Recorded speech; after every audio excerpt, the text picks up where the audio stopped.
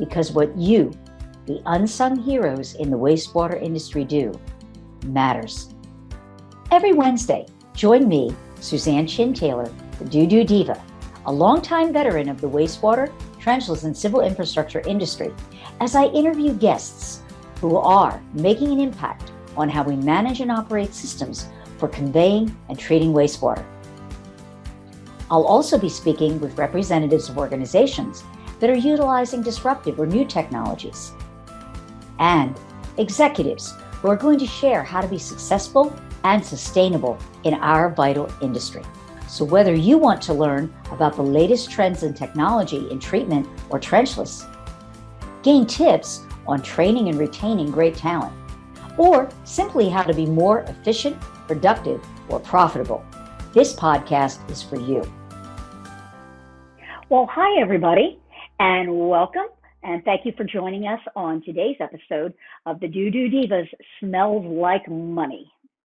I am so excited and pleased to have with us today Jill Lublin, PR Maven, Publicity Guru, and award-winning best-selling author, who is going to share with us something that has really intrigued me since we first started talking about it. And most of us in business, we're all here to make money, and we talk about the return on investment. But we're going to shift that a little bit in today's conversation, and we're going to talk about ROK, or return on kindness. So Jill, without further ado, I am so intrigued by this. And so tell me a little bit about this concept, what it means to you, and how our audience can kind of wrap their head around this little shift in maybe thinking. Well, thank you. First of all, I'm delighted to be here with you. And, the power of kindness. Everyone's so concerned about return on investment. As a business person, you need to be. Of course, that makes total sense. But guess what? With kindness, you get ROKs, return on kindness. And in fact, as I was writing the book, I came up with 7 return on kindness principles and just simple ways that you could put kindness into your business so that it keeps returning on investment, funny enough, and returns what you do out in the world. And of course, we do kindness because it's the right thing to do. But what I found, interestingly enough, is that those companies that practice kindness consistently actually had more profits, happier clients, better customers, and were happier as CEOs as well as the people who worked around them. Big difference. That makes a lot of sense. So, when you said about those 7 principles, so what are they? If you can kind of give us a brief rundown on those? Absolutely. Well, I'll tell you a few. And one is compassion, having compassion for people. Gratitude. How about that? Be grateful for that you have and make sure to thank the people around you, as well as patience. Oh my gosh, patience. I have to tell you one on me. As I was writing the patience chapter for The Profit of Kindness, what happened? I called the utility company. Probably a bad move when you're working on the patience chapter. I was put on hold for an hour. And I remember the person coming back to me and thanking me for my patience. And I thought, who said I was patient? I don't know. I don't know about you. I think most entrepreneurs are not necessarily patient by nature. And it was just funny to me because, of course, it was such a great opportunity to practice patience even more, right? When you get on an airplane and they always you're already like an hour late or some crazy thing, you've got a meeting on the other side or something you have to be at with your family, whatever it is, right? And I love, they'll also thank you for your patience. It always cracks me up. So patience is one of them. And those are some of the principles in terms of practicing and what will give you pathways to kindness and return on kindness.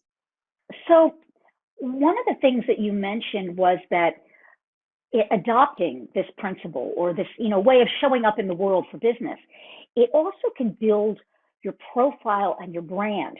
And a lot of us right now are struggling because we've had to make this shift to a virtual selling environment where we're not having that opportunity to meet face to face with people. And so it's creating that element of trust with really a stranger or it's just a talking head like we are. I mean, we've known each other for 20 years. We've had the opportunity to meet in person. But most times people nowadays, our first meeting is in this virtual space.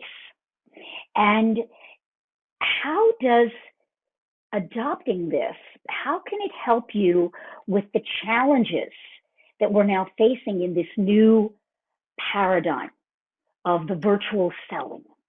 Well, interestingly enough, people can get a lot by looking at you on Zoom, right? I mean, here we are, two people showing up on Zoom. They can see you, your eyes, your body language, how you're engaging, right? All of that is seeable.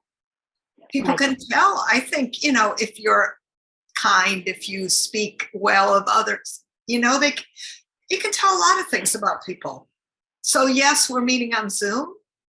And of course, it presents some, shall I say, new interesting issues, like when your animals are walking across the screen or your kids are screaming in the background. But what I think's been interesting about this is that people are seeing your real environment, I mean, yeah, you can cover it up with the virtual backgrounds but still it's fascinating to me.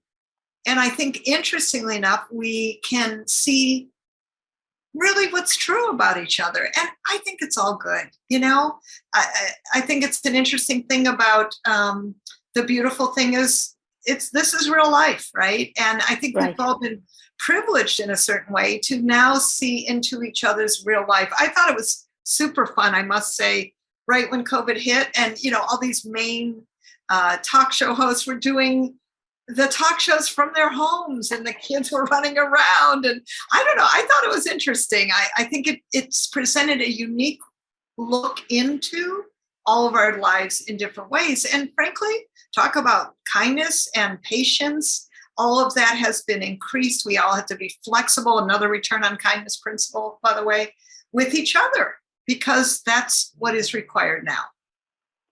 It's a gentleness. I remember when it first came about, and you could just feel the rawness of emotion and people doing business, and that there was more understanding. There's been a shift.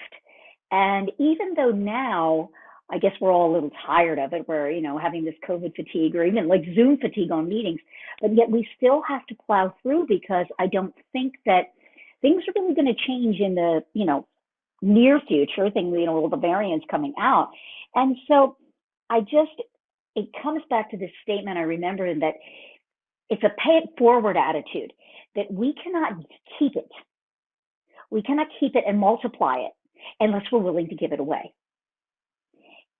Amen. And I think you've operated from that principle for many, many years. Yeah, listen, there's many things we all know, right? And I think it is important. Be generous with your knowledge, be generous with your resources, connect people and watch magic happen. And boy, do they remember you for that, right? Or, do something completely anonymous. And it's sometimes as simple as that smile as you pass someone, whether you have a mask on or not, they can see it in your eyes, right? And stay connected to people and friendships and relationships. Like, how can we do that? I think that's important keys right now. Right. I mean, you were saying that's probably why you're so good at networking, is that how can we take some of these principles and really use them for networking? You got what it said is be generous with your knowledge.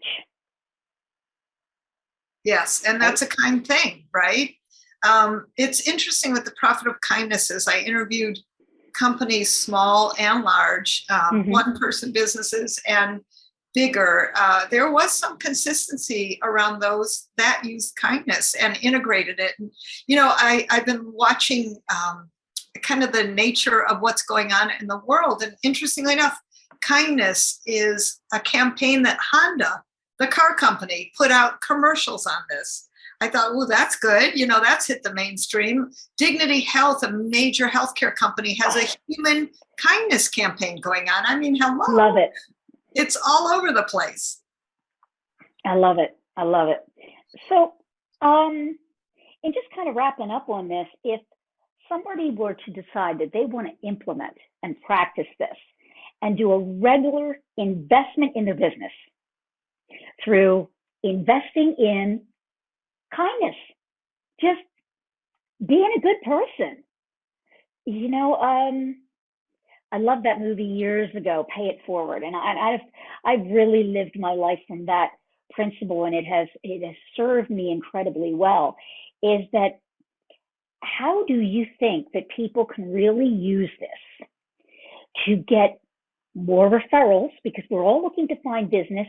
We want to do business from a conscious standpoint too, but so that it winds up being a win-win. Like, how can I send the right people to you? How can you send the right people to me? And the whole thing is there's a big difference between just, I think, sending somebody a referral and then sending them the right referral.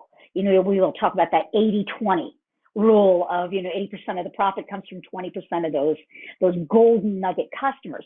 And so by investing in kindness, how can we accelerate our profit and finding those people that we really want to connect with, that we can make a difference in the world together? Well, I think at this time, because of what we've all been through, collaboration is a key concept now, which is what you're really talking about, right? And partnerships, whether they're referral partnerships or, helping each other, whatever it looks like, right? Sometimes there are structures, sometimes there isn't. That's up to, obviously, the different partners.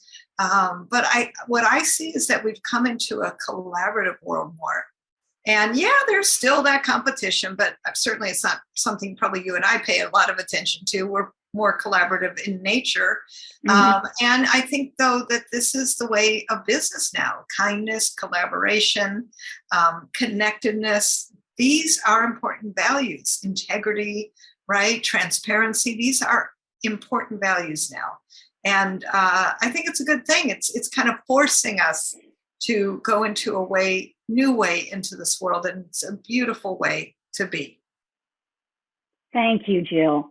Well, I see the book behind you. And so I imagine those of us who want to take a little bit deeper dive into some of the principles that we discussed today, where can they get more information or acquire the book, or even get in touch with you if they'd like to talk to you more about this subject?